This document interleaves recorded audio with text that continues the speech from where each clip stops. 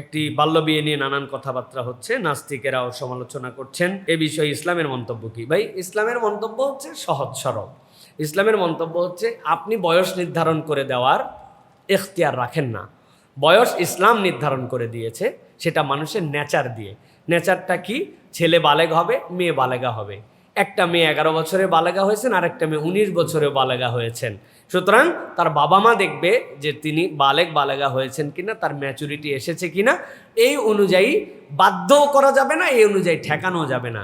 এটা হচ্ছে আমাদের যে আধুনিক যে সভ্য কালচারে পৃথিবীর মানুষকে অসভ্য বানানোর জন্য যতগুলো প্রজেক্ট আছে, তার মধ্যে একটা প্রজেক্ট হচ্ছে যে দেশ নাই, কাল নাই, ভেদ নাই, জাতিসংঘ নির্ধারণ করবে আর আপনি কিশোর কিশোরী হিসাব করে ফেলবেন। এটা হচ্ছে একটা অসভ্যদের প্রজেক্ট। যদিও কথা শুনতে খারাপ লাগবে, ইসলাম কোনো অমানবিক ধর্ম নয়।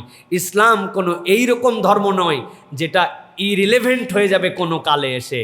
শুরুর থেকে শেষ পর্যন্ত এই ধর্ম থাকবে। আপনার বাস্তবতায় আপনার বুঝতে সমস্যা হতে পারে, এটা আমার বুঝার দুর্বলতা, ইসলামের দুর্বলতা নয়। সুতরাং এ বিষয়ে আমরা আর বেশি কথা বলতে চাই না।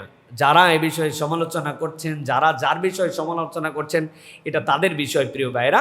তবে ইসলামের বিধান একদম স্পষ্ট, বালেগ হবে, বালেগা হবে, তাদের জন্য বিয়ের জন্য ব্যবস্থা করবে তাদের পরিবার পরিজন। তারা পরিবার পরিজন এটা সিদ্ধান্ত নেবে প্রিয় ভাইয়েরা।